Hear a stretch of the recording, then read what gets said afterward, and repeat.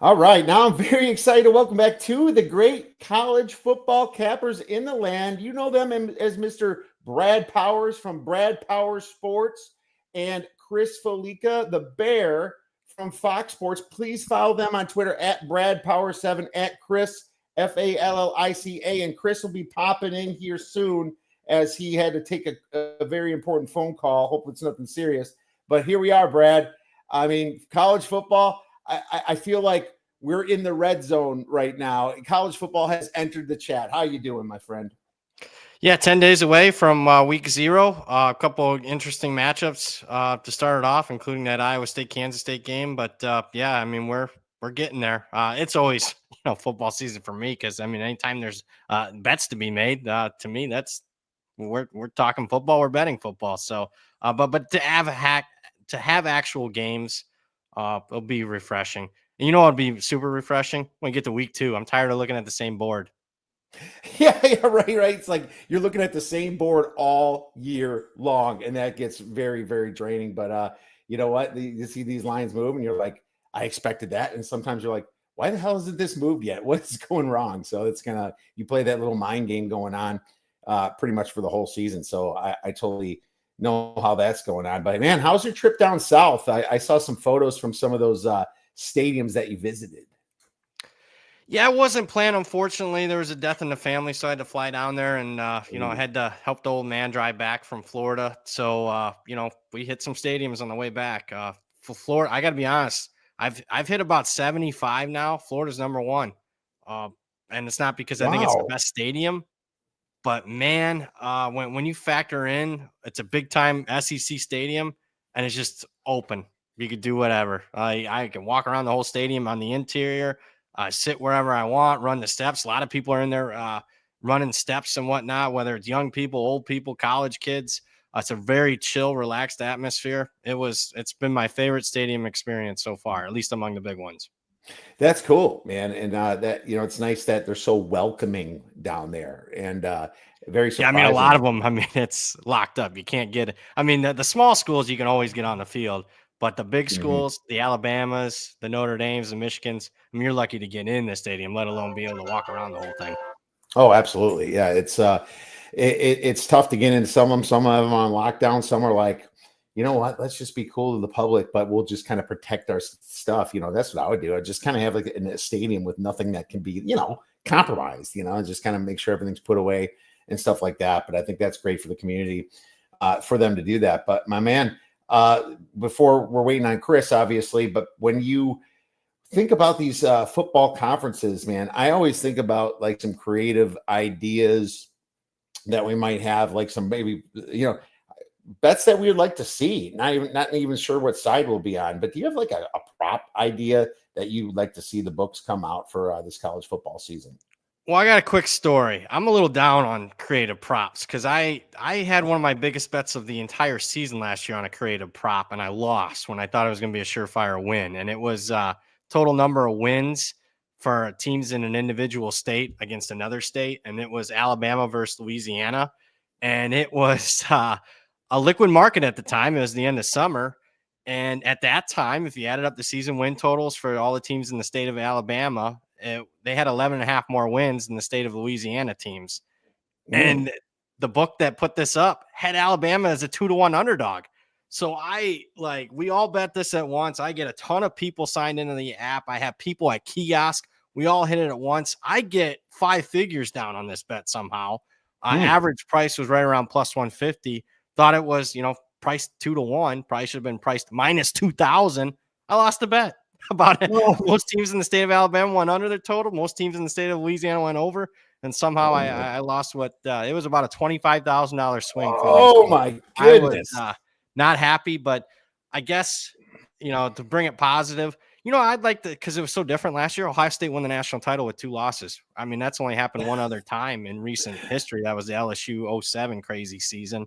I'd like them to put up a prop. How many losses will the national champ have? 1, 2, undefeated? Mhm. I think that'd be kind of a cool prop. And I'd also say in the playoffs, because there's so much, I don't want to say parity, but I mean, at least at the top, well, I mean, there's a lot of teams that haven't separated themselves like we've seen in college football the last 10, 15 years.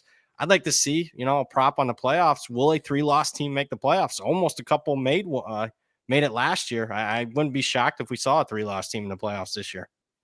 No, I won't be shocked at all, especially with all these conferences are and getting stronger, a little bit less top heavy. It's funny. I just feel like the SEC is way more up in the air than I've ever seen in my life. And I'm just going to bring back the prop that I asked Mike Palm last year to put up. He actually thought it was a great idea.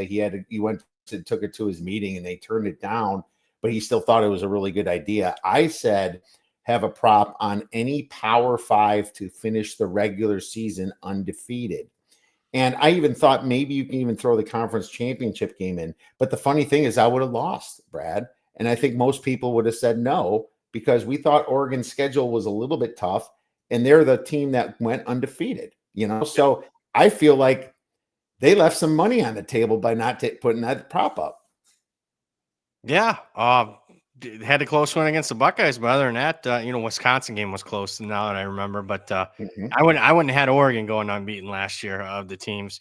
I don't have anybody going unbeaten this year. And hell, look no further than the preseason AP #1 team, an underdog in their first game, and a lot of places the preseason #1 team, Texas. So their win total is 9.5. I mean, over's juice, but still, that just shows you, how much parity we do have at the top.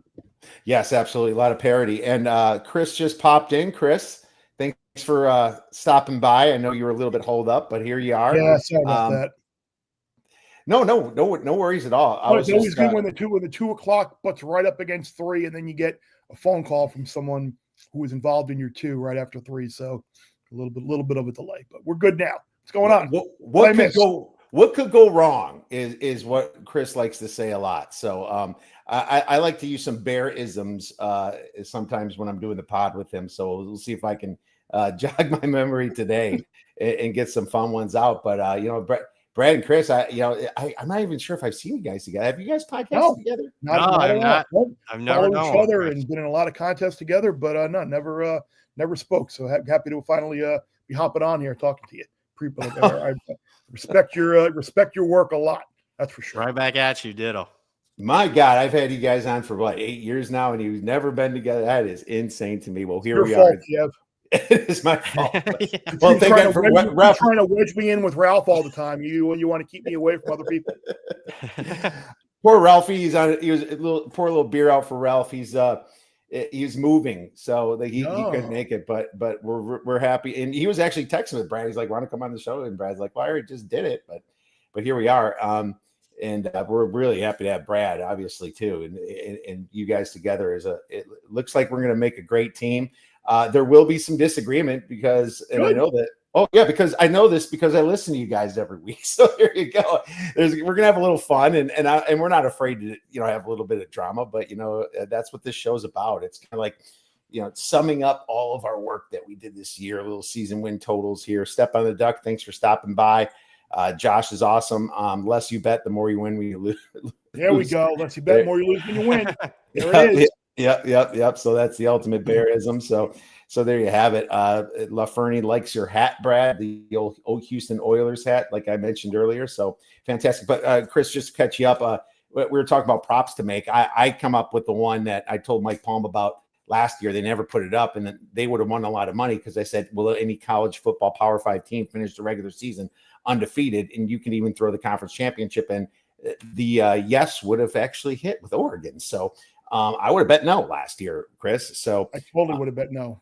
Yeah, absolutely. So I'll talk to Mike again about that. But do you have one for Mike when I see him next week at the Circa of a possible? Yeah, I do, and I tweeted this out the other day, and I think, and shockingly with the clientele of my followers on Twitter and the people that I interact with, I put out there it was the day that the AP poll was released.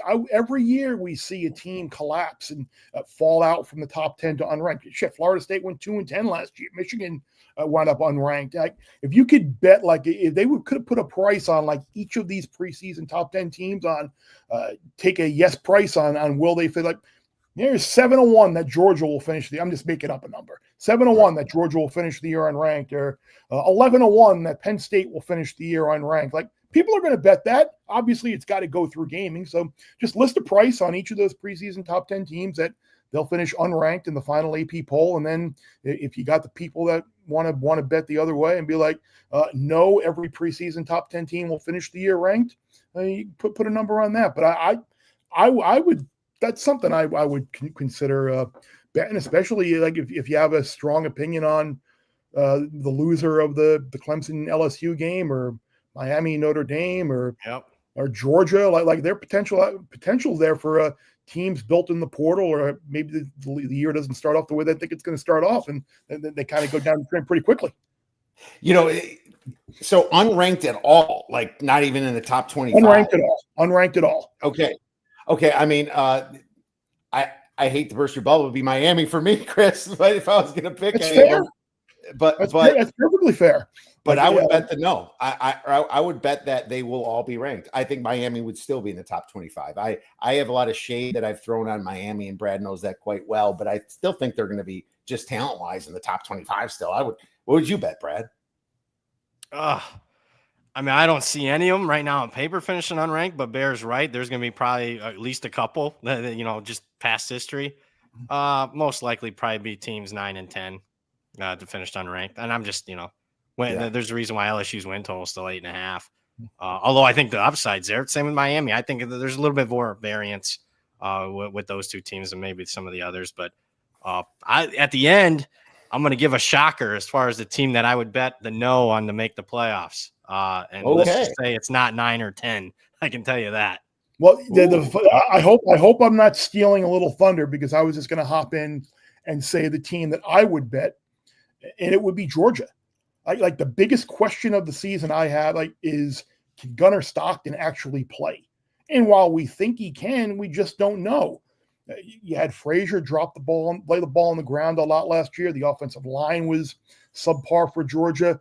How are they going to be at wide receiver this year? I mean, I think you got to give Kirby Smart and the way he's recruited and built that program up the benefit of the doubt and assume that they're going to be good. But you get the flip of the schedule that you had last year with Texas and Bama coming to Athens. But if it goes bad at quarterback, which it probably won't, but if it could, Georgia could be an 8-4 type team, and maybe you're sitting there on the others receiving votes at the end of the year. That's interesting. And funny you talk about Stockton. I think any of these with a quarterback injury, could knock them out, and so that's why that makes this prop so interesting to me, because I would still put they all finish ranked -150, but the truth is like, say LSU loses Nussmeier or something, and Klubnik is gone, hurt, and the team might just tailspin, in those tough conferences, and then they're not even going to finish in the top 25 because of that. So absolutely, that's a great one to think about. I'll bring that up to Mike when I see him next week, Chris. So that's a fun one. Thank you for that. Let's move into the next topic, and that is playoff busts. So I think you guys hinted on it a little bit. So I'll have Brad go first. I think Chris kind of answered. Which CF teams favored to make the playoffs do not get in? It's what's funny. There's only 8 that's favored, but if you want to count LSU at +110, that's fine. What do you think, Brad? Well, I mean, obviously LSU, might probably be more the obvious, because I mean, do they even make it at 9-3? I don't know. Even though they play a tough schedule, I'll go with the team at the top, Texas. Yeah, I mean, they're an underdog in week 1. They're going to be an underdog at Georgia.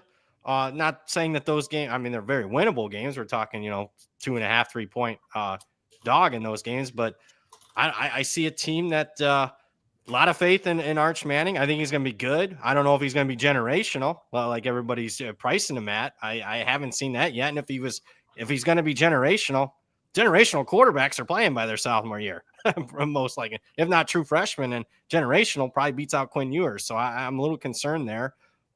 Concerned about the offensive line. I don't think, they were super experienced last year, but in the big games, they couldn't run the football, period, against Georgia. But, against Ohio State, hell, even against Arizona State, they couldn't run the ball, even though they had like a 60-pound per man advantage as far as weight goes. So an inexperienced offensive line, I'm supposed to believe could have more upside, but certainly doesn't have the experience. I think the defense is going to be great. But, I mean, The schedule is tougher. I mean, instead of hosting Florida and Georgia and those teams, now those games are on the road. Buckeyes on the road. I could see 3 losses. All right. Well, I mean, no for Texas is funny. It's minus 320 to the yes, my plus 240 to the no. It's almost like not juicy enough for me to do it. What Brad hit on there is something that I think the college football community is going to have to understand, and this is where it's going to be the outside of the SEC area. They're going to roll their eyes. Here we go again. Like if you're 9-3 in the SEC, your odds are you're really good. The depth of that league is staggering, and the way the schedules break down, that it's the same schedules as last year, with the exception of the flip at different locations. Like there's a really good chance you get 2 of Texas, Alabama, Georgia, LSU. Like there's a good chance a couple of those teams are 9-3. Yeah, very true. I mean, the SEC, it's funny, and we'll get to the SEC, but there's just a lot of expectations on a lot of teams. And I was just talking to Brad, Chris, that I just feel like the SEC has been more wide open this year than I've probably ever remember seeing them since Nick Saban has entered Alabama, at least, not LSU, but when he entered Alabama. So totally see and totally agree with that. Yeah, I don't know who I would pick. I think Georgia maybe, just because of the quarterback situation. I don't know. The other schedules are just too easy for like Notre Dame, and it's just a situation. I think with the 8 favorite, I guess I would go with one of the SEC teams, LSU. If LSU was in the conversation, it'd probably be LSU. Although I think that if I wanted to take a long shot to make it, I'd probably bet LSU to the title game. But that's an interesting question. I always like to ask it every single year, but I think the whole playoff odds has been a little bit more adjusted this year by the books, because last year there was kind of whack. But we're happy to see that we still have some odds out there and a lot to talk about. Because Brad, would you agree, Brad, that I'm just thinking of this now at the top 10. Like, would you agree that the one team in the top 10 that probably, if they lost their quarterback, they probably would still be okay as Notre Dame? Yeah. I don't mind, Nussmeier's great, but Van Buren I like quite a bit at Mississippi State. I think he's a pretty good backup, where I know the offense would look different. But yeah, since Minchie and Carr are so close, and I'm not downgrading the team's power rating that much if one of them got hurt. And the schedule too. I mean, it's front loaded. It's after the first 2 weeks, but after that, I mean, even with a backup quarterback, who's good enough to beat them? I'm going to change my answer to Clemson. I'm going to hate on Clemson in a little bit, and you guys are about to see that. So we'll hate on Clemson. Bernie Harris chimes in, says Texas no at Circus plus 290. So there you go. If Brad just got to drive about 1,500 miles to the Circus. No, not that far, Kentucky. Not anymore. Yeah. Kentucky. Oh yeah, you can go to Kentucky. 2 hours. Right. All right. Well, there you go. 2 hours. That's not nearly as bad. Just cross the border and get on the app. Right. That's all you got to do. Well, have our guy Dave Ross give you a cot in the guest room. There you go. There you go. You can sleep there. Well, that's perfect. No more 501 mistakes to make the playoffs. That's right. Step on a duck. There is no more of that. Well, let's get into some divisions and some conferences, I should say. I'm getting the NFL mind. I'm going to start with the small conferences, and we can kind of blow through these. Just like a season win total or future bet, that, and I had to go through mine too, because it still has to be somewhat available, right? I'm not going to do any that, I made that are gone, but, we'll start with the American Athletic Conference, and I'll just say I did bet Army under 7.5 wins, and Brad and I already talked about that in June before I went on vacation.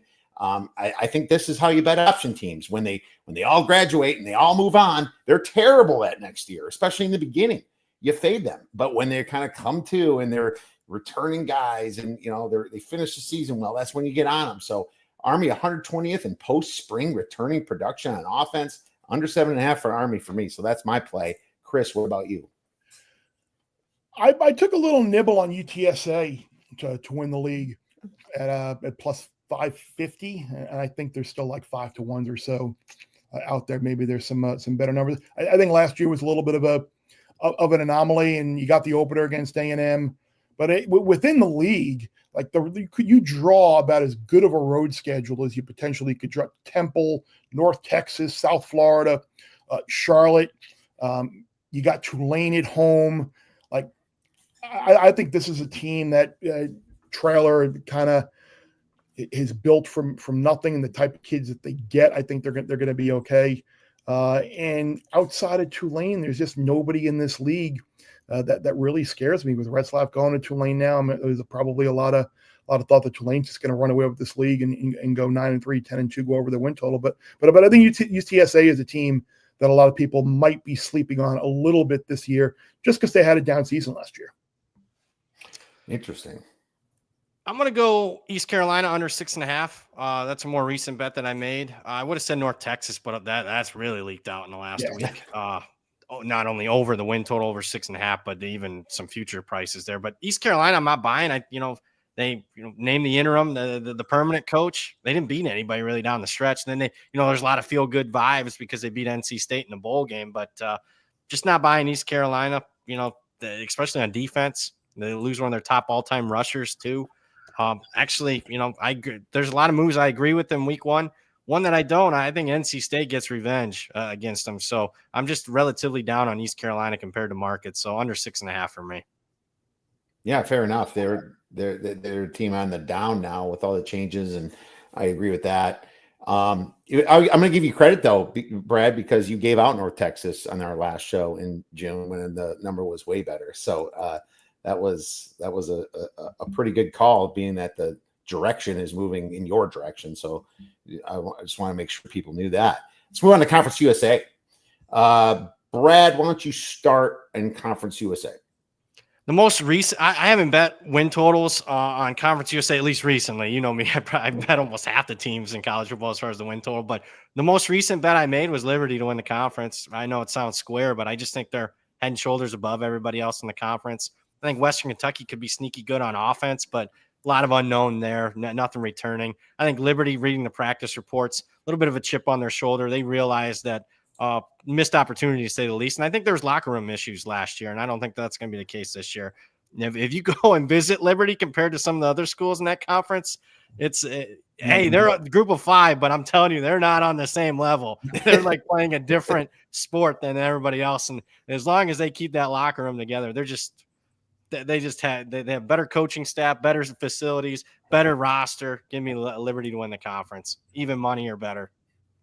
I hate to not have any variety here, but yeah, that's the only thing I have bet right now in Conference USA is Liberty to win the league. I thought about betting, and I know a lot of people put out there Jacksonville State win total under with Rich Rod leaving and the entire team going. That's something that I've heard a few people who I respect really releases a win total, but I did not play it. That something like that always works, especially in a league like Fred just said. Like the rest of this league is so far below talent level of Liberty. Like you could throw them all in a blender, and they're all right around the same. I mean, so you could see just a bunch of teams just kind of fall into 6 wins by default. And I'd hate to lose an under 5.5. A team goes 6-6 in a bad league, but I'll just play the safest thing here, Liberty, who I think will win the league, and then of course that puts yourself in a position for the conference championship later in the year. They'll be favored, and if you want to get off it, you could just take the dog plus the points or whatever and guarantee yourself a profit. But if Liberty weren't going to make the conference championship game, I'd be shocked. Yeah, May 29th, I bet Liberty over 8.5 wins, and that moved a lot. That's a good number. I didn't even get that. Yeah, it was early. I think my first bet was early May, but that was at DK, DraftKings, minus 130, but still happy about that. Thank you, Brad. Bernie Harris, LA Tech to make the conference championship title game plus 360. LA Tech, a little bit of a I like that. We love Rustin. There you go. I did take Jacksonville State under 6.5, but I still like him under 5.5 just because I just think Charles Kelly's gonna have his workout film. Rich Rod just left and took people, and the whole team 135th returning production. But you're right, the conference does suck, but I think it's still uphill battle in a honeymoon year for Charles Kelly. And you know what? I almost took UCF minus 16.5 today, but then UCF's got Scott Frost again, and they're also completely different teams. So it's just like, sometimes you have a power rating difference, Brad, and it's just you're just not, your confidence level is lower, right? Yeah, especially I run into that. Yeah, especially in week 1. So just some thoughts out there. How about the MAC? Return of the MAC. Chris, what do you got for us in the MAC conference? I played Buffalo over. I think there's a really good chance that they're the second best team in the league. I'm trying to. I don't want to bring up nightmares from a few years ago, Kiev, when we got those great numbers on Buffalo when they wound up losing the conference title. But I think there's a good chance that this is the at least the second best team in the league. I know Toledo appears to be the class of the league, but they always seem to find a way to kind of not win the title game and win it late. I know it's happened, but I think Buffalo is a team that, especially even week 1, if I can get a 17 against Minnesota, I'd be looking at taking Buffalo plus 17 against the Gophers, who I am high on, by the way. But that could be just one of those week 1 kind of MAC Big Ten games that you look up and it's maybe 38-24 or something like that. But Buffalo's a team I'll be looking into to target, especially during MAC play, and they're I think around 5-1 or so, 450 or so to win the league, and over their win total. Brad, any agreement, disagreement? Hate to be boring, but I'm going to echo those sentiments. I Buffalo to win the conference. I bet one of my first bets I made in the MAC, bet over the win total. Still think there's value, even though it's moved to win.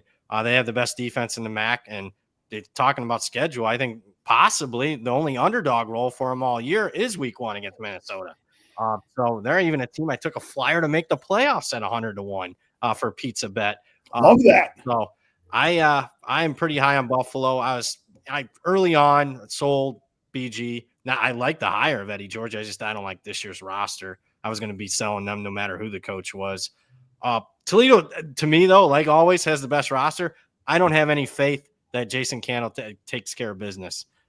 15 times the last 4 years he's lost outright as a favorite. 9 times as a touchdown plus favorite. So you just can't trust them. I think Buffalo, Pete Lembo, I can trust. So yeah, Buffalo is the team for me. Well, unfortunately, Buffalo is freaking doomed, my friends, because I'm also a lot of weight on that squad. Oh, it's not good. Yeah, that's what I wrote down too. And I think me and Brad were right there. I scooped up that 17.5, Brad. I thought we might have both done that when they against Minnesota. I think you might get it again. So I missed the number. Yeah, that figures. Yeah. Damn vacations. Why am I going over to Europe and missing all these numbers? You know, I have to hire proxy, just put my phone bets in, for Christ's sake. Yeah, it's a situation where it's just like, Taquan Robertson, he played for UConn when UConn was terrible, and he was like the only bright spot. He comes in from Kansas State, and he just didn't get any opportunities there, right? And the defense was great last season, 8th in returning production post-spring from Bill Conley. They're doomed now that we all took it. What's up, Bobby Newport? Thanks for stopping by as well. Mountain West Conference. I guess I'll start this one. So I toyed around with the Buffalo and pizza bets and stuff as well, Brad, because I need to hit another one of those babies this year. But I put a lot larger on Boise State to make the college football playoff at plus 194. I just see that they're going to be, minus going to Notre Dame, they're going to be double digit basic, spread in every single Mountain West game. Mountain West is terrible. The only team that I kind of like in the Mountain West is Air Force, and I was late to the party. I'm taking over 6.5 wins. I just did it a couple days ago on Air Force just because Troy Calhoun they win 4 in a row at the end. And, I just feel like, this is the year 2 been on the option team. Even though they don't return a ton of people, they return some key guys. And the Mountain West rush defense, I mention it almost every show. People are probably pissed at me about it, but there's historically bad last year, and that was part of the reason Genty got so much love. But I like Air Force over 6.5 still, and Boise State to make the playoffs. Chris? Yeah, I bet Boise to win the league, Boise to make the playoff, I think are two things that I have not bet either of them yet, full disclosure.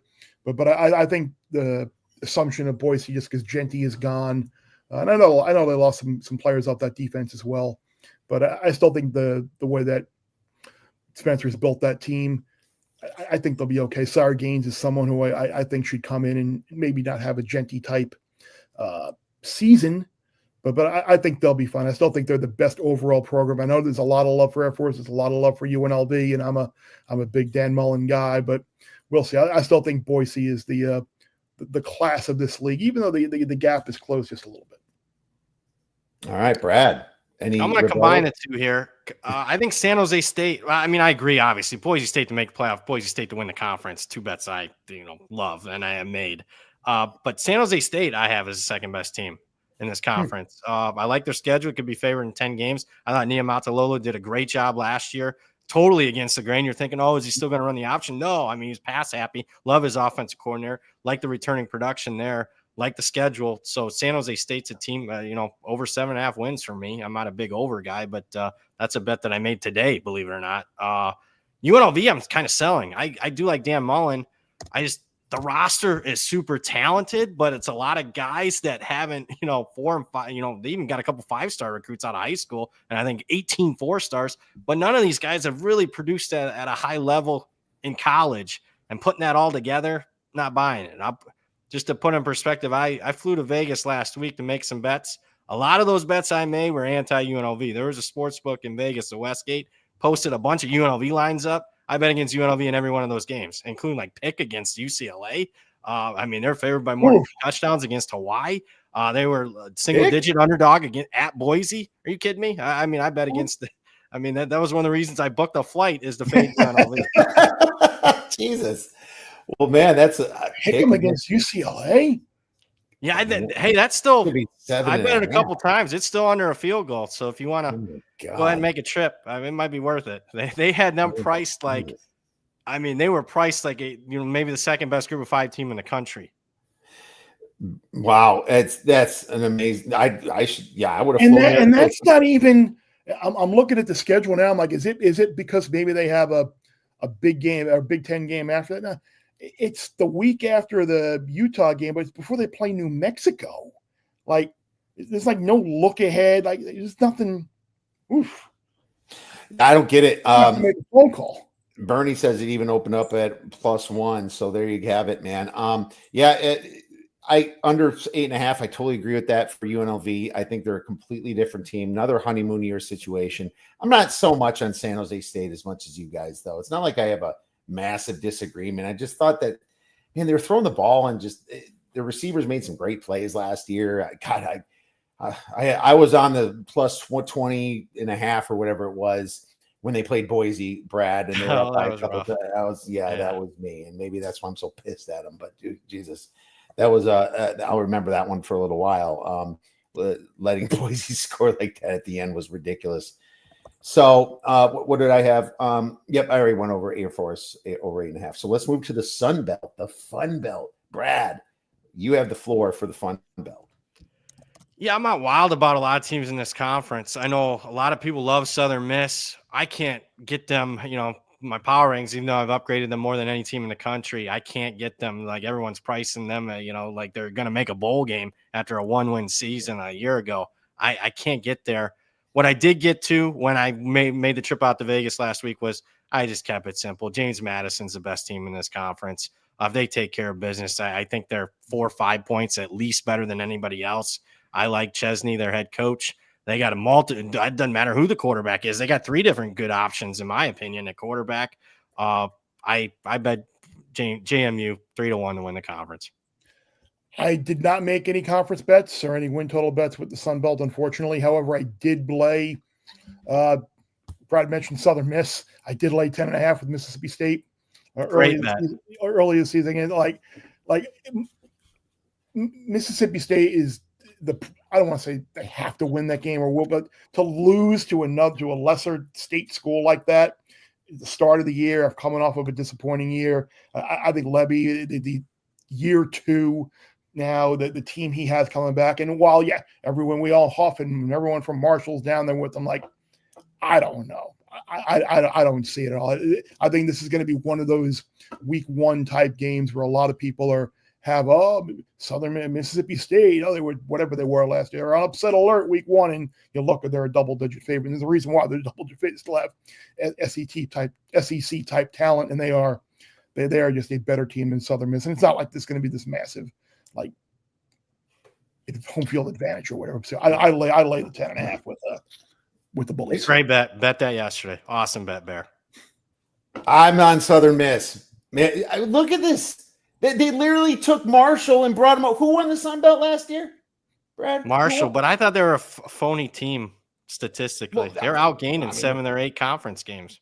Yeah, the Sun Belt was phony last year too, but all these kids are growing up, and I assume that Charlie Huff is keeping the only few guys that could play there, right? I mean, it's 22-1, guys. That's what I'm saying. It's 22-1. And here's the good thing: this is the conference that still has divisions, and they're on the opposite side of James Madison anyway. So you can take your 22-1 and have a nice hedge there if that situation actually happens.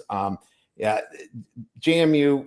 That might, I feel like there's a lot of people on it. Don't get me wrong, and you guys are probably right, but I just thought there's just too much value on Southern Miss to not take it. And I wonder if Charlie Huff is he got offered more money to go there, right? And clearly, right? I mean, I wonder if this is just going to motivate him even a little bit more this year. The fact that he almost they weren't paying what he wanted, and then he goes to this team, takes all his guys, and just wants to. I don't know. 22-1. There was a lot of problems with the administration of Marshall. That was weird, even before the season last year. Okay. Every year I kind of I want to try and talk myself into South Alabama, but I just can't get there. Yeah. South Alabama post spring. They lost. They got ransacked a little bit in the transfer portal too. South Alabama did. So that's what worries me, right? I think that's what it is. And Bernie's on my side. Let's go, Bernie. Come on. 22-1, my friend. Let's move to the Power 4 and Independence. We got the ACC. Well, Brad already knows what I like in the ACC. Chris, why don't you go first in the ACC since it's nice and fresh to our ears? Oh, you're gonna put it on me. Yeah. I'm the one that's got Clemson under 9.5 plus 155. I think this is a team that, and I said it like, they won the ACC last year, but I just wonder, like, you look at what they did during the year, and you got blown out in an SEC opener against Georgia. You lost at home to South Carolina. You got annihilated at the line of scrimmage by Louisville. You won a game at Pitt that you had no business winning. SMU handed you 14 points out of the gate with turnovers in the ACC championship game. Like, at no point during the year did anybody think this was a college football playoff type team. And then they wound up getting to the ACC title game because Miami blew a 21-0 lead at Syracuse. And I just pumped the brakes a little bit on this Clemson national title type hype. Can they get there? Sure. Maybe it does all come together, and Gideon is the freshman back that they think he can be, and Tom Allen coming in with defense kind of shores up some things, because they still gave up some yards at the line of scrimmage last year. And they gave up some yards on the ground. Okay. So we'll see if it's a scheme thing or a talent thing. I know their young receivers like Wesco kind of did step up a little bit, but again, opener against LSU, granted it is at home. You go to Louisville, you go to South Carolina, you go to Georgia Tech, which is always a tricky game. You go to BC, and I think Bill O'Brien will have his team improve this year with the Castellanos saga now gone. SMU comes there, and Rhett would love to get revenge with his group on Clemson. Like, if they win 10 to beat me, so be it. But at under 9.5 at a nice plus price, I'll take advantage of the public sentiment that's kind of in love right now with the Tigers and go the other way. Brad. I was an early buyer in Clemson. I wouldn't be buying them now at the current prices. And I don't like when everybody jumps on a bandwagon. I call that disagreement, though. I'm still calling that disagreement. So I'm getting ready to say that they're way overpriced in some markets. In fact, the win total jumped at a couple spots at 10.5 in a few spots. Really? So, yeah. Ooh, gross. Might want to check that one, Bear. That that even has me thinking, do I want to hedge a little bit here?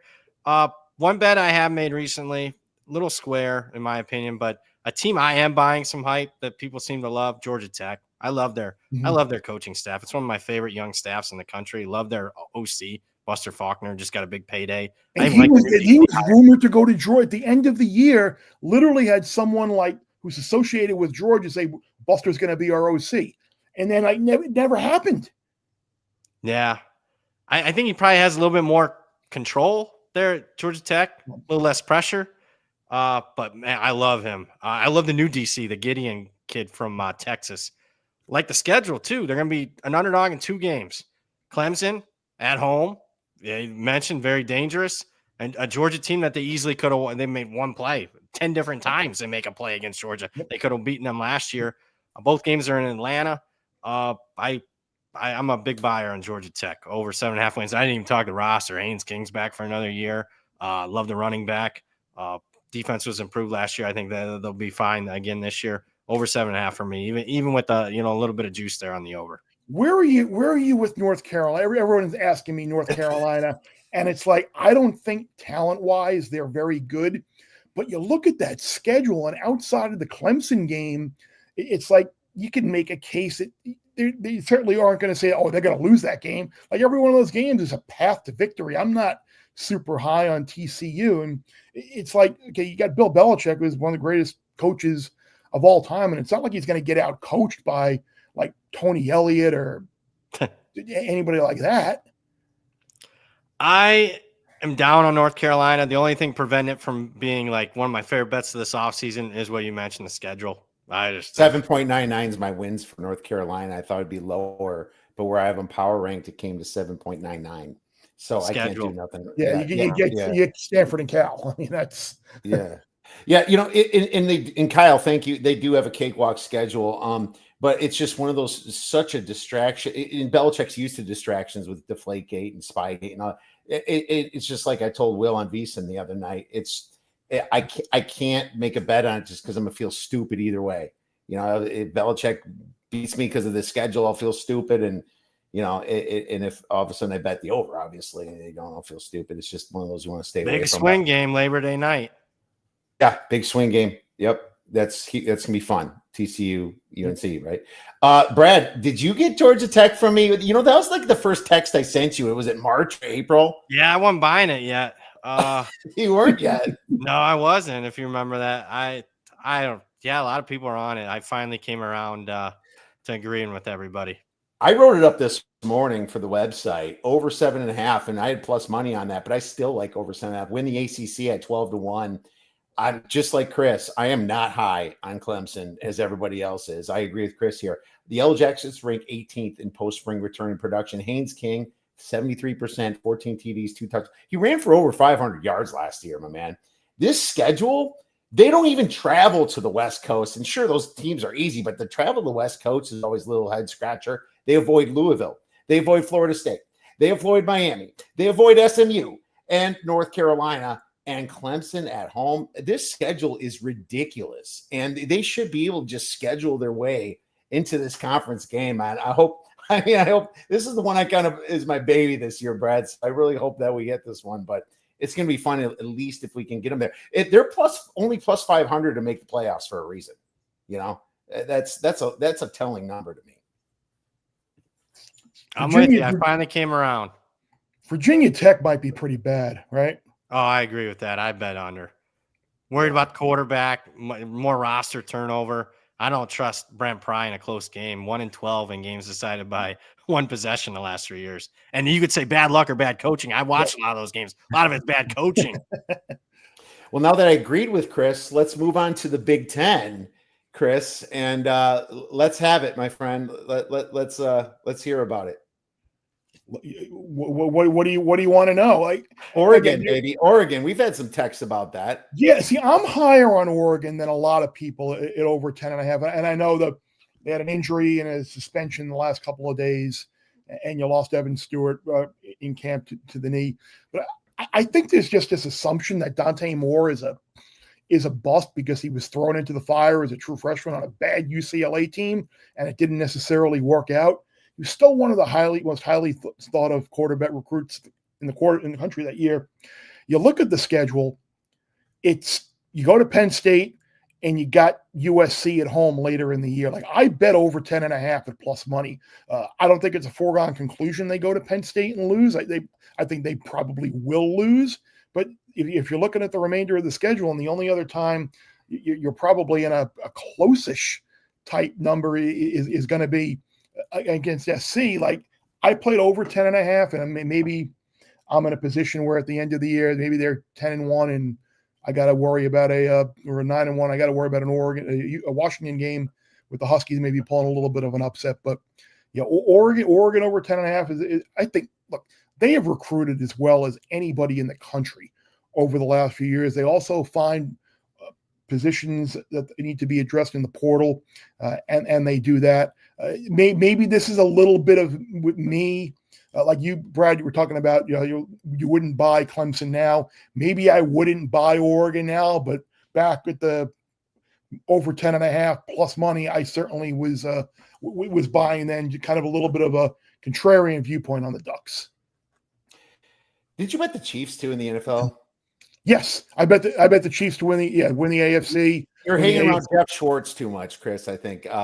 That's one of those bets. Don't you just want to bet that and have it away? Like the Chargers lose Slater, Najee Harris can't see. Your McConkey is hurt.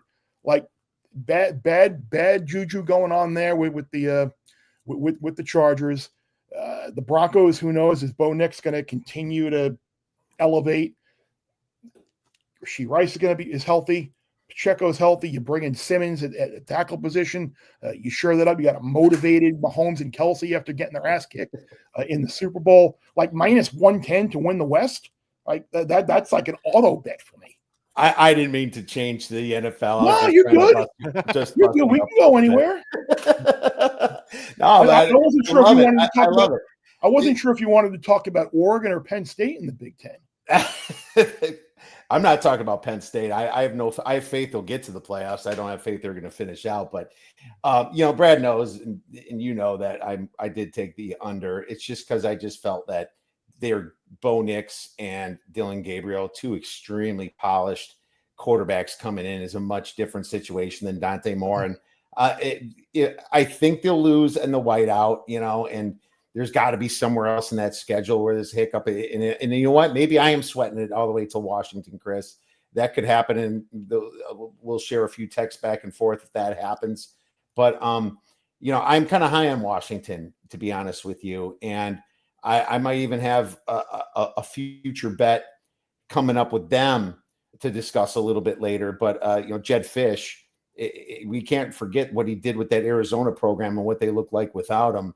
You look at that quarterback, Damon Williams, and he looks like a stud to me. The fact that they returned some pretty good production on the running back, their best running back, their best receiver. Yeah, I think Washington's going to be a little dangerous. And they do get some weird spots. Like Ohio State's got 2 scrubs and then a bye and then them. Just super weird. Michigan's in a sandwich between USC and Michigan State when they face Washington at home. So I'm going to be looking at Washington that week. And, of course, Washington gets Oregon at home. So I'm just kind of high on Washington. Brad? This must be where you thought I disagree with Bear. I'm selling Oregon. Not that I bet under 10.5. What I prefer, though, because, they're still going to be favored in 11 to 12 games. What I really got after them was in the game of the year market. Another reason I made that trip to Vegas was, they were significant favorites in all those games against Washington, USC, Indiana, Wisconsin. We're talking 2 touchdown plus favorites in a lot of those games. I bet against them at all. I think Oregon's still obviously a top 10 team, maybe even a top 7, top 8 team. But in some of these other markets, they bring price like a top 2, top 3 team. And I don't have that in my power ratings. I'm going to, put aside Dante Moore's freshman year at UCLA, tough position.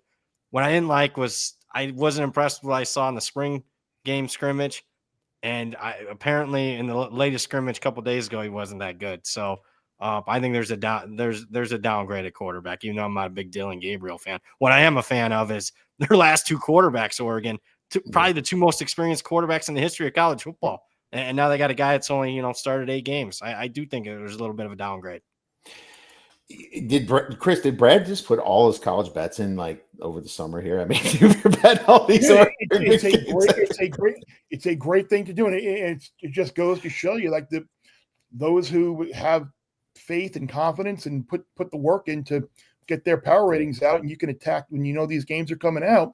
You can attack and you can kind of play guess which way the line's going to go in the direction, and you can get an early plan and give yourself opportunities either to take a great line and just go to bed with it, or just try for a middle. So, I mean, it's a great strategy and a great execution by Brad there to capitalize on betting against a team that he doesn't have a great opinion of. It's a great idea to go, especially if you're confident in your ratings and all the work that Brad puts in. So it's just so amazing how many bets Brad comes into the season with. It just always blows my mind. And thank you, Bobby. Yes, there's a few plus monies on Washington over 7.5. So we're looking out for that. Where do you guys, before we move on, I'm sorry to interrupt you, Kiev. I think outside of Liberty winning their league, I think Penn State, just to make the playoff, is like the safest possible bet you can make. Now, I know you're tying up $3,000 to win $1,000 for a couple of months, but the floor is 10-2, and if they go 10-2, they're going to be in the playoffs. Odds are they're going to be 11-1 or worse, because they probably will beat Oregon in September. Like, a lot of people, you see that minus 300, and they really like kind of get nervous about laying that type of price. And certainly when you're making a bet in August, you're not going to get paid out until December. Is that something that either of you feel strongly about one way or another? Yeah, it's a good bet. Not a bet for your average Joe, but it's a bet that I love. It's a sharp bet. Laying juice like that when it's not even that much. It's a great bet. I don't see them missing at all. They're coming in with some of the best talent around, with chips on their shoulder. They improve their defensive coordinator. I don't have a problem with Drew Aller in the regular season. I just have a problem when it comes to finishing it off in the playoffs, right?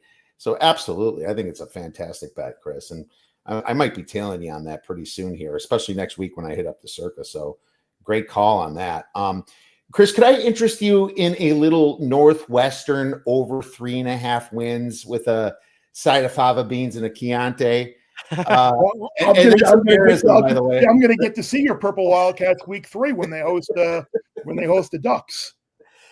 Dude, they have 3 like slam dunks on their schedule. I know one of them's Purdue at home, and I gotta pull them up here in the Big Ten here. I know they're going to be close to the UL Monroe's another one. UL Monroe and an FCS team.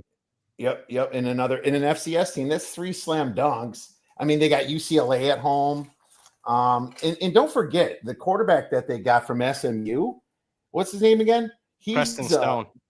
Preston Stone. I thought he was a really good quarterback when SMU got him. They just had a better guy, I mean, there's definitely losses in this schedule here. I got my little Brett Ciancia magazine here. There's definitely they can win game 1 against Tulane.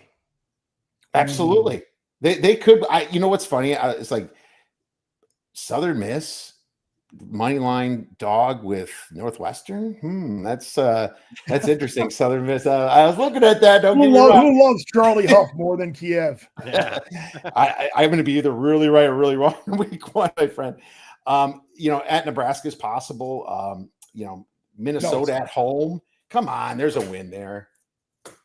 I agree. I love that bet. It's one of my favorite bets I made. All right. Well, it's been moving up too. So try to find that 3.5. Maybe whatever. I'm gonna have to investigate that one after we're done here and take some notes here and see if I can go over with you guys here. I played under 8.5 on Illinois, and I laid 160. And I always I will always prefer to take the pay the tax, get the extra game as opposed to getting a better number, but under 7.5 at a plus price or whatever. 8 big difference. I mean, 8-4 is a logical spot. Like, this team statistically did not profile out to be a top 10 or a 10-win type team. And you mentioned Brett Ciancia's number, like his opponent adjusted yardage numbers had them like 48th of like the 68 Power 5 teams, which that's a 7-5 team. I mean, they were an underdog 8 times in 11 games against Power 5 teams last year. 5 times they had a fourth quarter comeback where they trailed and came back to win. Like, Purdue, they had no business like to be in an overtime game with Purdue. The Rutgers game was a miracle. Kansas turned the ball over 1 million times. Like, they were that close to being like 7-5 last year. And now you have Altmaier with new wide receivers. Can the running back stay healthy? They had to rebuild the defensive line.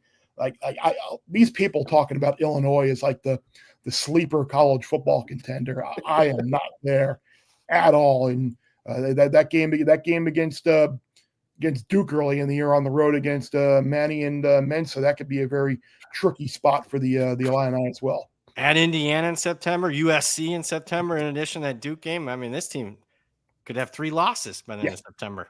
Ooh, that'd be a nice way to go into that. Yeah, I mean, I have him 32nd in my power ratings. I'm not no AP top 15. It's middle of the pack. Yeah, middle of pretty much that's middle. That's 8-4. That's 8-4, 7-5. That's right. Yeah. All from the AP poll is not right. So we're on the Big 12, my friends. I bet this early, and I still like it. Baylor over 7.5 wins. Sawyer Robertson's back, but perhaps more importantly, Dave Aranda retains his offensive coordinator, Jake Spavital. And this team ranks 9th in post-spring returning production, but I thought they were the best Big 12 team.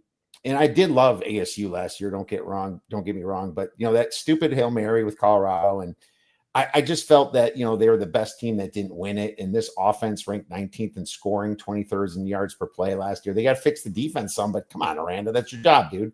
You're a defensive guy. So I like Baylor. And you know what? They just got to make the Big 12 game, and maybe I'll have some options there. But that's my play in the Big 12. Chris, what about yours? I played Houston over 5.5. I think it was 5.5. I can't remember now if it was 5.5 or 6.5. I know that actually it was 6.5. It was over 6.5 plus money was what it was. I mean, their offense was terrible last year.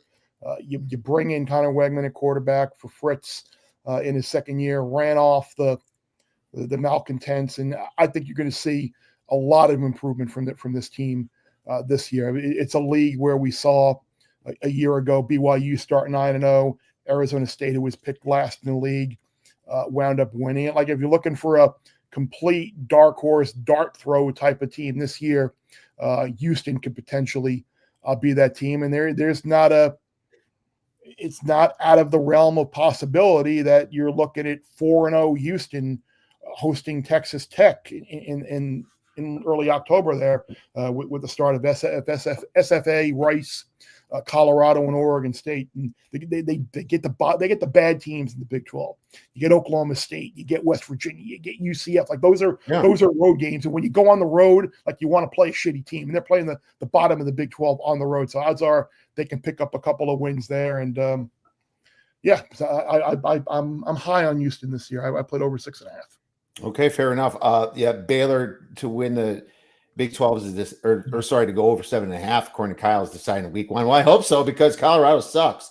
So I hope so, Kyle. That I would love to have that decided by then. And Brad, I know that you were part of that Baylor money coming in on Colorado, but what you have for the Big 12?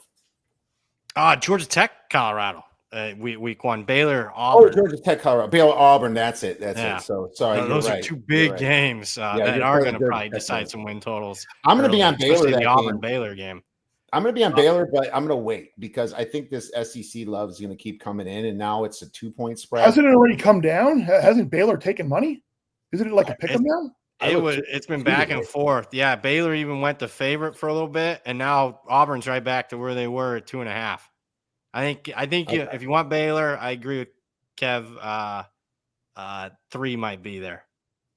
Yeah, I think you might get a 3, and I don't like Arnold over there. I don't know. So you're right. They don't suck as bad as Colorado. My bad for saying that, because it's Georgia Tech, my other sweet team. But yeah, Brad, what else you have for the Big 12? Well, I mean, I bet Baylor. I like Baylor. I bet Utah early. I bet Texas Tech to win the conference early. Price matters. I wouldn't be betting those teams now at current prices. I think we're forgetting about maybe the 2 best teams, at least on paper, or at least the least amount of question marks. The defending champs, Arizona State.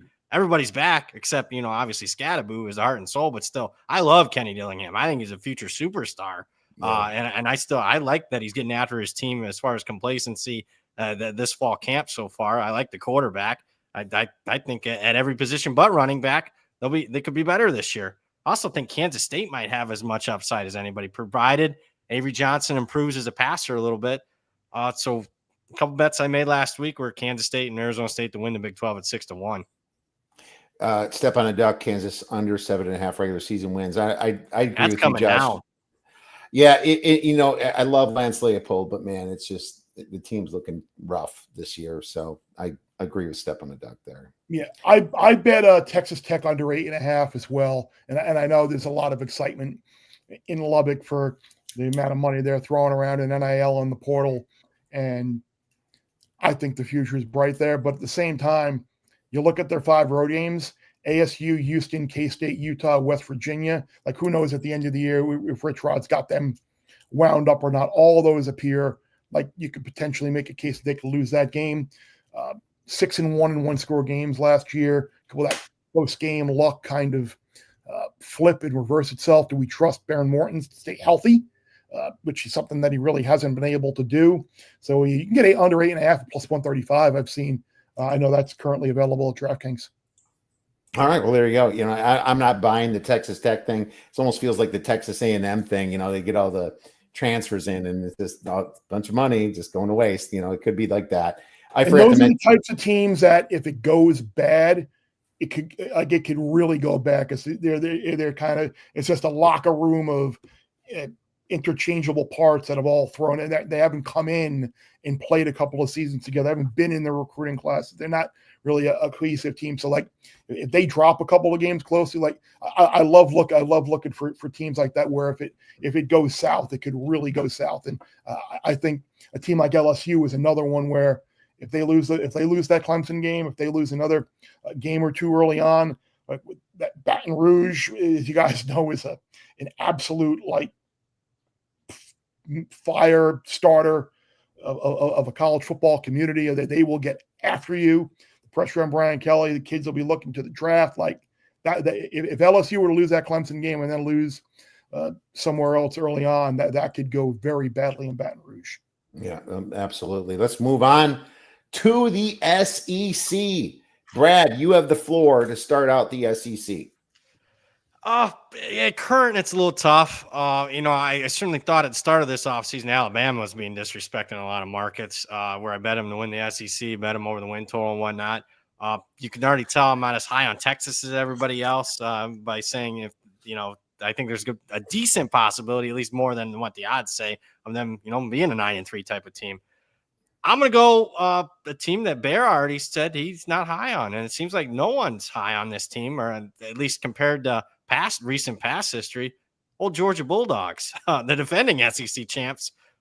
They seem to be the team forgotten. A lot of people are coming around the Alabama bandwagon. Obviously, Texas getting a lot of love. LSU's got some upside with their transfer portal class.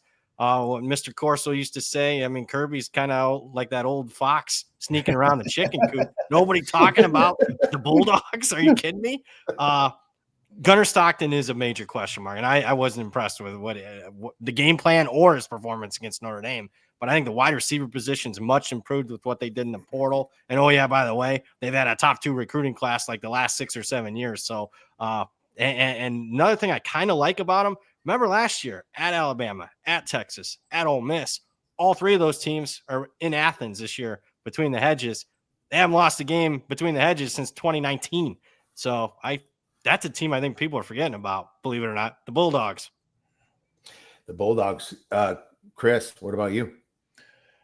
I'm in a tough spot here because the juice has certainly moved in the direction that I made bets early on. Like the numbers are still available. Like Auburn over 7.5 is still available. South Carolina under 7.5 is still available, but instead of like -1, I bet Auburn -120 over 7.5. Now it's -160, and South Carolina I bet like at 130, and now it's 160 as well. So if you're not risk adverse to laying some juice and you just still want that number of 7.5, I think Auburn's a team that could be a lot better last year. Between the combination of bad quarterback play and inability to finish games, that's not a good one. And that's what Auburn was last year. You would assume they're going to get better quarterback play from what they got last year with Peyton Thorne. You got Cam Coleman and Eric Singleton to go along with Arnold now. Offensive line is full of upperclassmen. You got 3 non-conference wins built in. The big opener that we talked about a little bit at Baylor. I I think that you look at that like mid-October type stretch, they kind of get a good run there when you get Missouri, Arkansas, Kentucky, Vandy. Like I think 8 wins is kind of a floor for Auburn here. I think there's a possibility that they win more. And if you were looking to like, remember last year, like somehow A&M was alive to get to the SEC championship game. Like if you're looking for like one of those type teams, like Auburn would be that team. So I'm over 7.5 on Auburn, and then under 7.5 on South Carolina. I remember this time last year, like South Carolina under 5.5, I think was a massive bet because nobody really knew Lenora Sellers was going to be that, and they would get hot late. So they really weren't expected to be very good last year. Now you've got to replace essentially your entire wide receiver core, interior of your defensive line. Guys like Kennard and Manwari are both gone. Every road game is losable. Missouri, LSU, Ole Miss, A&M. You got Oklahoma, Alabama, and Clemson coming to Columbia. Like, assuming they win their bye games, you got to go 4-4 in those games to get to 8. And I just don't see it as much love and respect I have for Sellers. Yeah, I see what you're saying. I'm fading Arkansas under 5.5 myself. Pittman smoked. He's done. They lost. He lost his 4 receivers, his 4 best receivers. I'm not a big Green guy, but that's where I don't have many bets in the SEC. Step on a Duck says Tennessee looks like a mess. Joey Aguilar is going to have some pressure. I don't disagree with that. A lot of people hate Kentucky. I don't hate Kentucky as much as the market does. I look at them and they're 12th in net transfer portal rankings. I know everyone's betting them against Toledo or betting Toledo against them the first game, but I just feel like I can make. If Mark loses to Toledo, there's going to be a problem. Yeah, it's over. I think that's what people hope they see. I can make an argument for a lot of teams this year. I feel like the SEC is almost as open up as the Big 12 because I can make an LSU argument, Georgia, Alabama, Texas, of course. Georgia, Alabama, Texas is my top 3 teams, but it's not like LSU and A&M and some of those teams are really that far down there because they're ahead of most of the Big 10 teams. I'm a Big 10 guy, but I still have my power ratings. Ole Miss number 11. I have. Let's see here. Texas A&M number 14, Tennessee number 15. I have a lot of teams that are right there. Even South Carolina is number 21 for me. So I just feel like it's way wide open, but I'm just going to fade the Arkansas because I think they're done. Brad, any thoughts on that? I love Bears 2 bets as far as Auburn over, South Carolina under. I made those 2 bets. Love them. I gotta say, if Hugh Freeze goes 7-5, he should be fired. This has to be at minimum 8-4, or he's not the guy. And so for I love Sellers, but I don't love anything around him, and I hate the schedule. They're gonna be an underdog probably 6 of their last 7 games. I don't know if any team's built to survive that gauntlet where they play like 6 top 20 teams in the month of October and November. Arkansas, I can see it, especially if they lose some games early and it's there at Ole Miss, at Memphis, Notre Dame, all by September. He has 2 or 3 losses before the bye. Pittman could be one of the first coaches fired this football season. So after that, and then you're at Tennessee, A&M. I mean, it's just not a lot of wins there. So it's going to be vital that those couple games there in September. If he doesn't win them, he's done. Yeah, I agree with that for sure. Yeah, it's weird. Yeah, I'm looking at that now. God, if they lose at Ole Miss, they lose to Memphis. And then, God, that's woo. He's done. He could be cooked because you still have at LSU, at Texas. Yeah, that bye week after Notre Dame. If they're like 2-3, he's done. I mean, I think he's fired. Honestly, this might be the most brutal schedule in the country. Like this is like I think this might be worse than Florida and South Carolina. It's bad. Seriously, at Ole Miss, Notre Dame is one of your non-conference, at Tennessee, and then A&M, Auburn, at LSU, at Texas. Oh my God! Yeah, that's what I'm saying. I haven't heard anybody talk about that, so I think you're not paying any juice on that one too much. So good bet there. 5.5 under 5.5. How are they winning? Yeah, I think it's still there. 5.5 minus 130 is what I see at DraftKings. Unfortunately, I don't have a lot of outs here in Connecticut. Pull these up, and all the skins are all shitty prices. So Well, there you go, man. 5.5. I don't know how the hell they're getting a 6-game win. So there you have it. I mean, there's a prop there. Pippen, first coach to be fired, as Kyle says. So that could obviously happen too. So there you have it. Well, let's take time. We got to get to a couple quick games here. College football week 0, week 1, and I still want to talk Heisman at the very end, but Texas versus Ohio State. Ohio State's -2.5 now, and the total is down to 47.5. Chris, Brad, did you do that? I think Chris did it. Well, I mentioned it on VSiN as well, and I think Brad might have had a little bit more influence on getting that number down than I did. Yeah, love that bet. All right, brought my attention. It was on, like, I'm going to bet under here. You got on VSiN. I'm like, this thing's going to go. And then I saw at a couple spots there, I don't know, was that you making that bet? It was on a Sunday night. A couple shops took some under money. I'm like, this is going soon. And then that following Monday, within 24 hours, I'm like, it's now or never. So we went ahead and bet under and released it to everyone. You look at the game last year in the semifinal. That Ohio State offense scored 21 points, and the offense probably won't be as good. Texas's defense might be the best individual unit of any team in the country. You've got a first-time play caller in Brian Hartline with a first-time starting quarterback, and saying, I think you're not going to tell Arch to go on the road, especially with that offensive line, and say, go win it. You're going to see a lot of quarterback run. Like, I can see this being like 24-20 type of game, and certainly going under. So yeah, I think first half under now, when that becomes available, more widely available, I think that's really good too. Well, I've been known to take credit when it's due, but I'm going to call myself an idiot too when it's due, because I did take over 50.5 on this. It was before you guys said that. I mean, I don't know. I guess I fell for the banana in the tailpipe here. I guess I looked at it like these teams just lost 13 guys to the draft on defense alone, like 8 for Ohio State, and Texas had 5 to the draft, and the defensive coordinator, Jim Knowles, leaves, but I'm certainly on the wrong side of this one, man. And if it hits 47, that key number, I'm going to feel even stupider. But, I mean, I got to admit when I make a bad bet too, guys, it's just the way it is. I guess it's not bad till it finishes, but your guys' points are definitely. Where are you at on the side, guys? I lean towards the Buckeyes a little bit. I'm not wild about it, but it's a bet I made. I lean towards Ohio State as well. Anytime you've got the best offensive player in the country and the best defensive player in the country, it's a pretty damn good way to start. And I think they really do like saying again, you talk about Ohio State, Georgia, I mean, Texas recruits as well too, but the games at home, like some of you hit on it earlier with Texas, like the wide receiver losses, the offensive line losses, even the A&M game last year, they couldn't run the ball. So like I lean towards Ohio State. I have Ohio State in the power ratings as a play, but I didn't play it yet. I have Ohio State my number 1 team. I do. And now is the confidence level super high? Not super high. It's such a primetime big.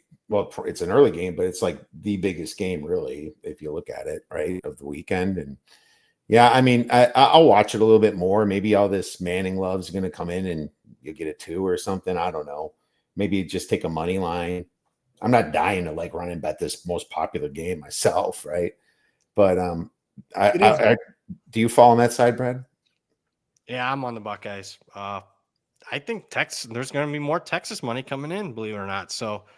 Knowing what I know now, I wish I would have waited. I laid 2.5. I think you can get a cheap money line.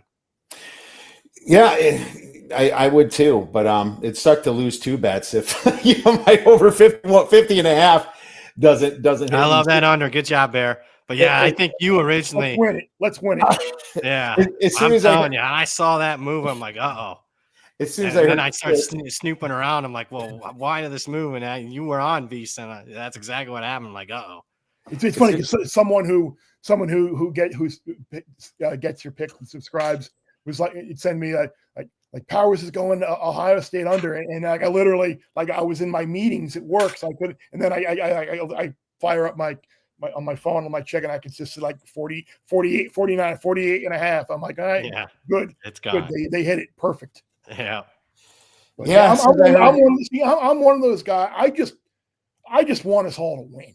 Like the bookie is the enemy. If we're beating him, I don't root for any like other fellow gambler to lose. I just want us all to win and well, that can't happen now. You know, when I heard, except for you, Kev. I don't mind if you lose. Oh, that's brutal. Oh man, like you must have took my Badgers under 5.5. We don't need to talk about that. Yeah, when I heard Chris do that in Visa, and I was just like, well, that one's over. You know, like I say, Brad, sometimes you get the bear, and sometimes the bear gets you, right? Where were you week one? I know you had a list of week one game. Like, do you agree with that UCLA the Utah move from 3.5 to 6.5? I'm hoping the 7 pops because you could really interest me in UCLA at +7. Agree. I'm waiting on that. I don't know if it's ever going to get there. There's some other people that are itching, I think. Okay. I hope people show some patience a little bit on that one. But UCLA is going to be the side. Yeah. I mean, it's game one too. You know, I don't like laying chalk on game one, but you're at home. They're at home, aren't they? Yeah. It's at the Rose Bowl, yes. Yeah. I have this as a 3-point game myself. So yeah, I am higher. If you believe the practice reports, they love Nico so far. Yeah, and the thing is, they play. I mean, I know they have a lot to replace. Write that down. But they showed me something last year after the brutal start. Like late in the year, they fought their ass off. They played really well. And Nico's obviously a massive improvement at the quarterback position. And I think we might have all underestimated Deshaun Foster and that coaching staff a little bit after the whole Big Ten Media Day fiasco. Well, the way they finished the season, Chris, was really impressive. So I agree. Anyone getting in the Westgate College contest, hope to get enough entries. Absolutely. Brad's not, though. I asked Brad before Chris came on. But Brad probably He's doesn't not good. I know. Good news for us. I know that it's better news for us, isn't it? Maybe I should. Now we got to do more entries, Chris. Now we got to get more. I got 2 entries. I got a Bear Bets podcast entry where we're gonna kind of put in a group entry with the podcast, and then I have my own. Yeah, I'm getting in with Josh with Duck. We talked about it all summer. We're gonna do a couple at least, and there's gonna be one where I am more control over, and one that he's more control over. But there's gonna be like a 75-25 for each of us because we're just kind of relying on each other a little bit too. So we're gonna have some fun with it. Maybe have a little bit of a show too on Fridays. Tell people what we're doing. So that's awesome. I'm glad that the Westgate stepped up and brought it, and I'm glad that they're putting up more games than William Hill did when they did. Will Hill too. Yeah, Will Hill too, right? Yeah, for sure. Yeah, but no, that's the thing with it because there's no nugget contest, which was kind of that like cheap entry point. Will Hill hasn't done it for a couple of years, and without the nugget having that little blend of college and pro, there really wasn't an out for us college players to really get in there and enjoy college football. So I'm glad John Murray stepped up there. And again, $500 it's a good price because I think you're going to get a lot of people. I'm going to spend $500. You're going to go out there with $1,000 anyway. I'll just enter twice. Oh, fair enough. So we're in it. That's going to be some fun, Chris. Alabama versus Florida State. Florida State's about +13.5. It's actually, this has been rising here. Total is 50.5. Another one was ugly 50.5. I took Bama. I took my 12.5. I think Brad turned me on to it a little bit earlier this year. Couple of reasons. I think Alabama should play faster now that Kalen DeBoer has his old OC and Ryan Grubb back. I think he was just he was faster a little bit at Washington when they weren't whipping everybody and slowing it down at the end. And I think Florida State's going to play a little faster with Gus Malzahn's RPO offense. And I think they're going to play faster and bad, though. You know, I don't like their quarterback there at Florida State. Yeah, I also kind of like the over. And the way I look at it is this. If this goes under, it's probably because Alabama covered. And if this goes over, Alabama still could have covered. It's like a situation. It's like almost kind of like I'm looking at it 2 different ways in like a little bit of a hedgy way of doing it. But Brad, I know you took Bama too.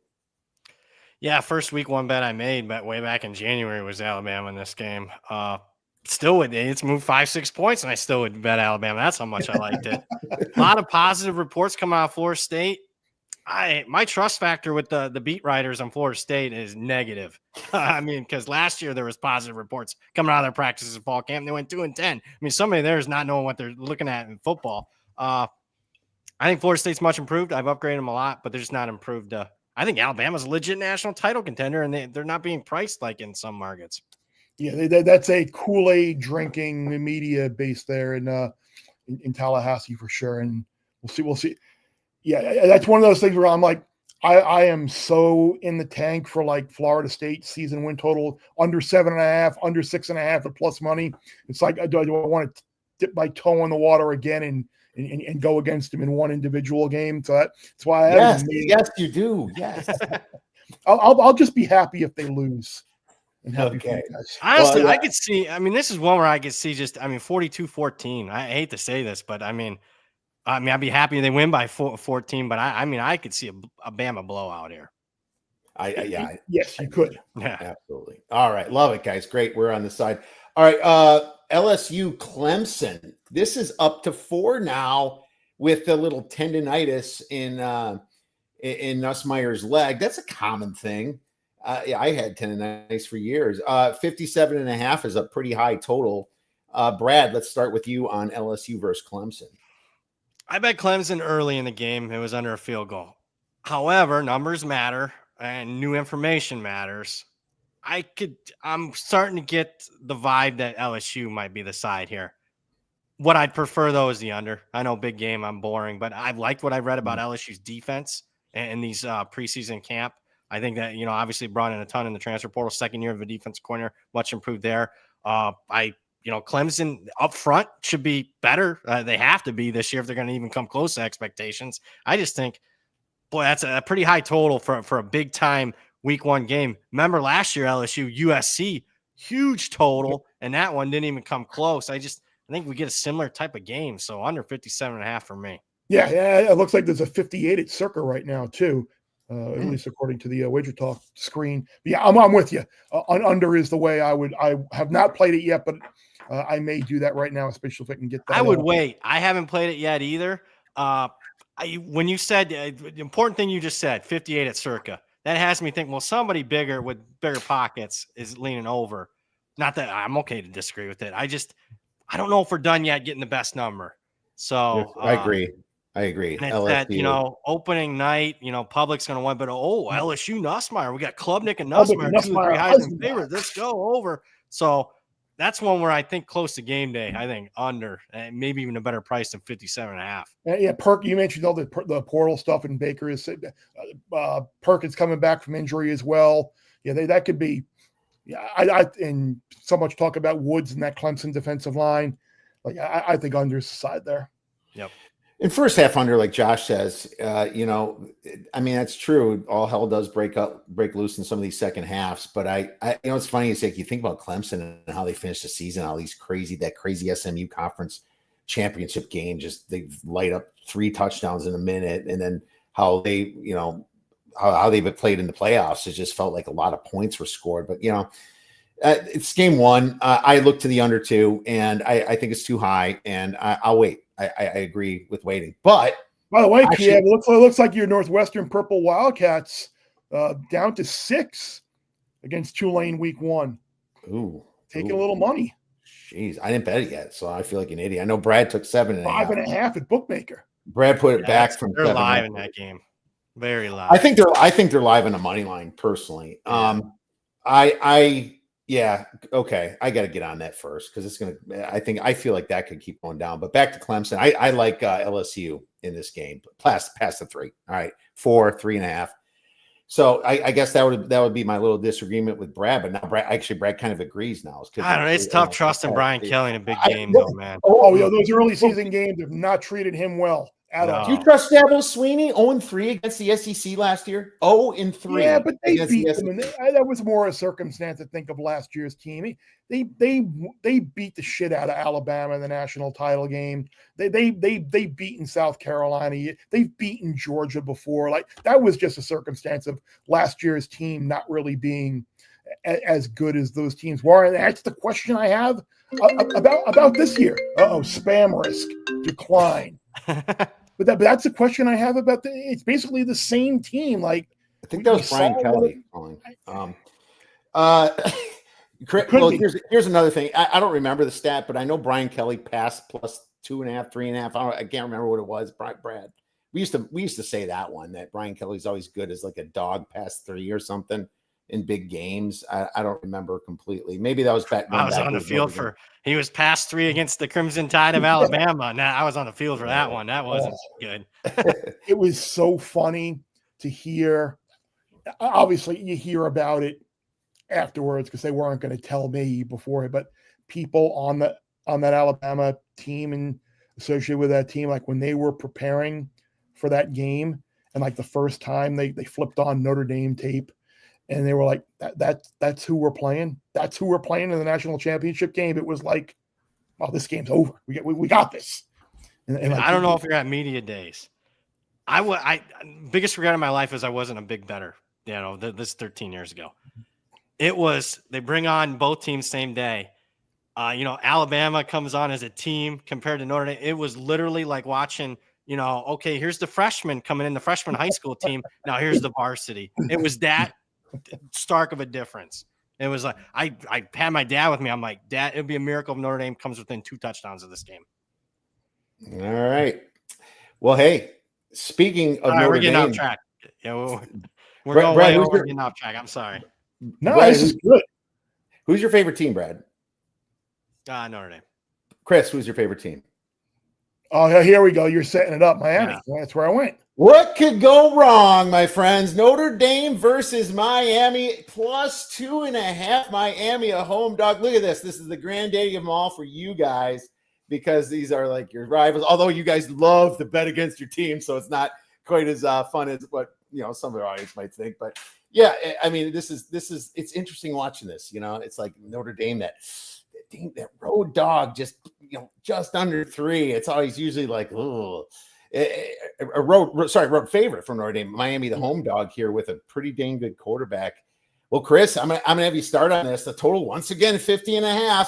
Do you have any faith in the Hurricanes? I do, and I actually have a lot of faith in them this year. Again, maybe I'm a little too close to the sun, but as you mentioned, I'm someone who has been very critical of Miami in last year, their defense and season wins under and everything. And I took a lot of shit and a lot of grief from friends and fellow Miami along that.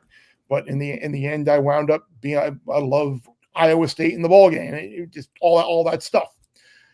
But this year is a little bit different. I think you have Carson Beck coming in off of a year last year where Georgia had some uncharacteristic injuries on the offensive line, injuries at running back, drops and injuries at wide receiver, guys getting kicked off the team, and it resulted in a poor statistical year, and ultimately he wound up getting hurt. Comes to Miami now, they got 3 running back, Fletcher, Lyle, and Shamar Brown, the kid from North Dakota State. They love all 3 of them. They're all kind of interchangeable. They went in the portal hard on defense, brought in some guys in the secondary to shore up a real weak spot. Offensive line should be one of the best 3 to 5 in the country.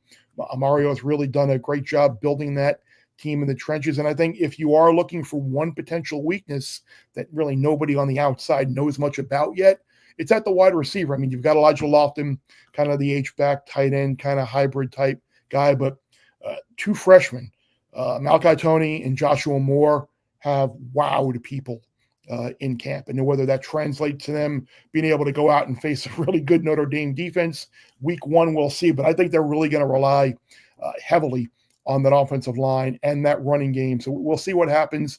I will probably, if I decide to play anything at all, we'll just play Miami on the money line here and not even worry about the 2.5, because if they lose by 2, I'll still be pissed off. But yeah, it's funny because you're trying to pit Brad and I against each other.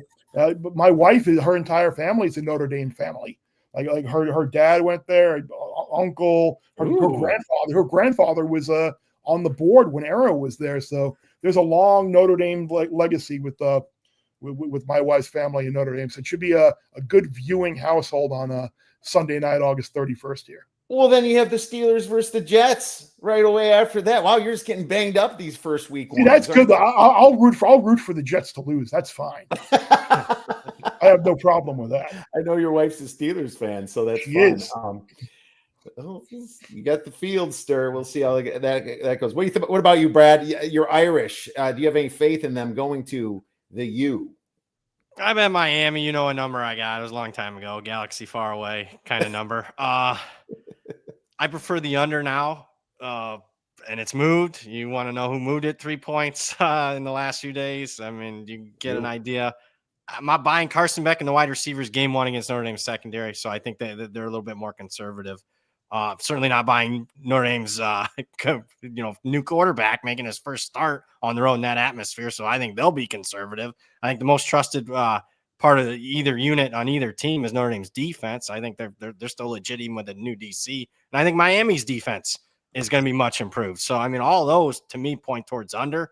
So that's what I bet. That's what I gave out. That's what I prefer. Side, I mean, I've been a long time Notre Dame fan. Trips to the Orange Bowl, Miami in general, I'm not gone well. They haven't won there since the 70s. And I mean, they've been blowing out every time, including, last time they went to Hard Rock, that was a joke. I mean, it was over in the second quarter. So, I mean, I got nightmares. I'm concerned. It's Notre Dame's toughest game. And breaking a new quarterback, not ideal. My dad's a Notre Dame fan too, and he's still mad about that. 1989? Oh man, did he hate that Miami team? Well, 80, 89, that was Thanksgiving weekend. Yeah, 27. 27-10. Yeah, broke the 23-game winning streak for Notre Dame. Dell Dawkins, that long 80-something, 3rd and 44, Rendell Hill. 3rd and 43, yep. And then Dawkins caught the touchdown. Yep. And then I think Randall Hill caught the 3rd and 43, and then Dawkins caught the touchdown. Yep. I was a little kid and I was distraught. I hadn't seen Notre Dame lose. So. You history buffs. And then my freshman year at Miami, I'm dating myself, it was 90. So I went up to South Bend for the game in 1990, and I still have no idea why they kicked to Rocket. And then Craig Erickson decides here's Todd Light. Let me just throw him the ball right there. And Rocket Ishmael. Yep. Yeah. Jeez. I don't know why anybody kicked to him. So. that still was the best Miami team of my 4 years down there. 90-91, better than the 91 team that won the title, better than the 92 team that lost to Bama, and certainly better than 93. It sure turns you on to college football. I was in Badger during the Ron Dane game days, and that was awesome. But it's fun reminiscing about all that stuff. But this is kind of bringing that feel back to it. I can't wait to watch this game. I'm probably not going to bet it. I will say massive coaching mismatch though for Notre Dame. Freeman can coach circles around Cristobal. My power ratings have Notre Dame -4, but the whole new quarterback situation makes me stay away from it too, Brad. It's an ugly spot for me to look. As a matter of fact, just because if I gun to the head, I'd take Miami +2.5. It's just a situation where they're the dog, they're at home, they have Carson Beck. It just feels like it's going to play out for Miami, in my opinion. And yeah, who knows? Maybe this is going to get to where I'm going to force play on Miami if too much Notre Dame love comes in on this one. So I find that interesting. All right. I don't know if you're going to get a lot of. I think the game. I think there's going to be more Miami love. I think the game's going down. It was going down, but yeah, I guess I don't know. I just you're right. Both have big fan bases. I just think Notre Dame's is bigger, but yeah, I don't know. That's one to watch, but one that I'm gonna not sweat. I'm just gonna enjoy it as a fan. So we can do that. We're allowed to do that. We're allowed to watch games and not have a bet on them, believe it or not. I'll be sweating. Incredibly sweating for sure. Well, live betting is always a possibility as well. Just to remind everybody, Heisman Trophy, guys. Who wants to go first? I'm in love with the board. I normally a guy that makes like 10, 12 bets. I have only made a couple. A lot of the top near the top of the board. The most recent ones I made was Ty Simpson. Just I liked what I was seeing in early fall camp, and I bet Jeremiah Smith from Ohio State. I just think he's the best player in college football, and he wasn't being not priced like it in the market. So, but I'm not like fist pound on the table. This is a great value bet. Just not there. That's kind of been dried up. A lot of the players I'd be interested in the past. Like maybe. I'm just throwing examples like the Gunnar Stocktons or Carson Beck's stuff like that. I mean, you're not getting the same prices you were getting even 5 years ago. So they're getting priced at 20 to 1, 25 to 1. Well, guess what? 5 years ago, they're in that 50 to 1 range, and we're just not getting that anymore. Yeah. problem is I have a Beck ticket, and this is like, I hate like good saying this, but yeah, like you mentioned, he's 20 something. I got 33 to 1. And now obviously that number is long gone. And I figured you got to get that before the first game, because if they beat Notre Dame, that price is going to get slashed even further.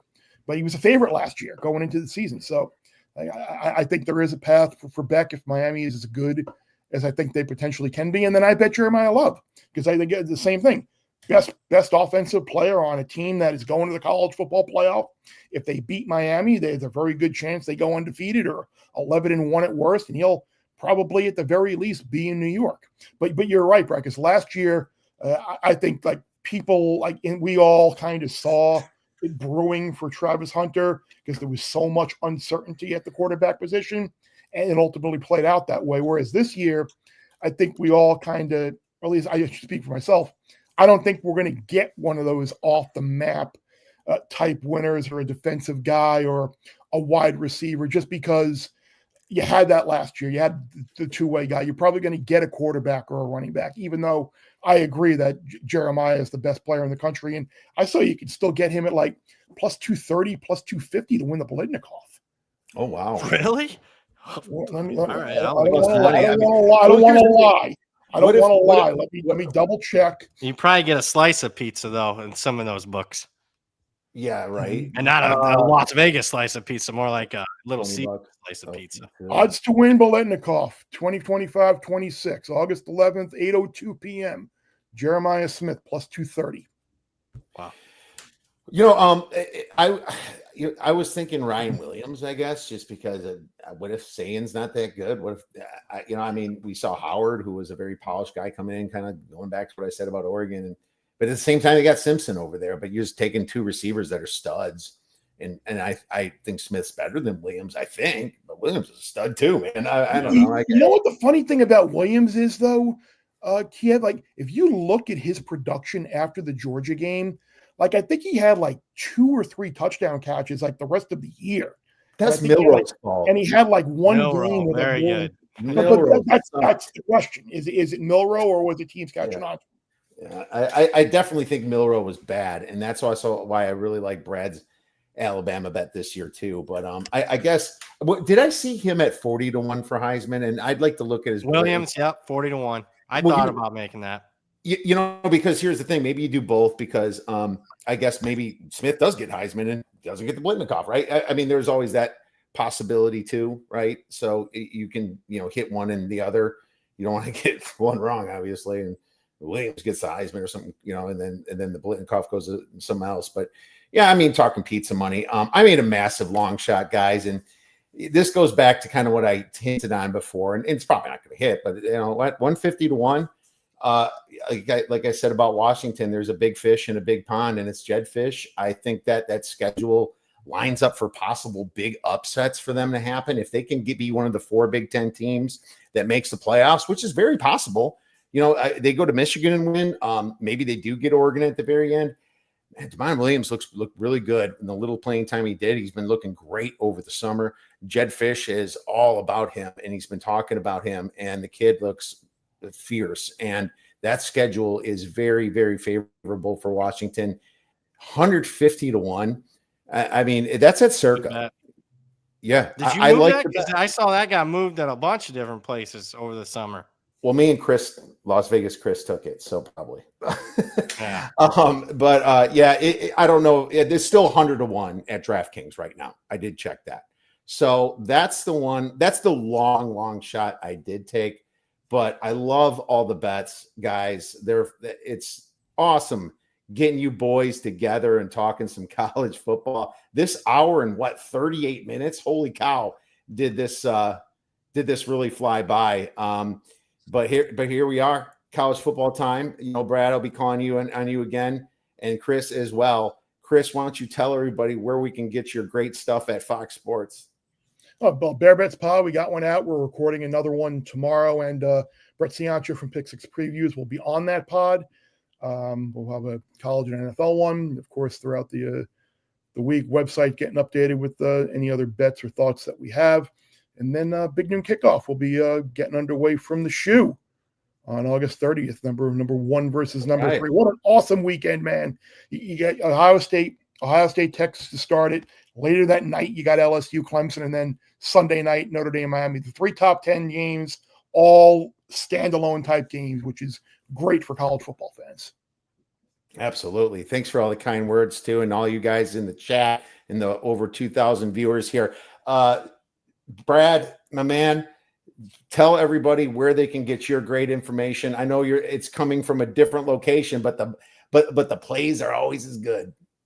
Yeah, we're trying to tap into a few sports books that I hadn't been able to bet in Vegas the last 10 years. We'll see how quick that lasts, though. But you can follow me on Twitter, Brad Power 7, and then I do a bunch of shows throughout the week on a weekly basis. All right. Make sure you guys follow Chris and Brad. Guys, best of luck in the weekend. Best of luck for your season, and we'll be talking soon. Take care, guys.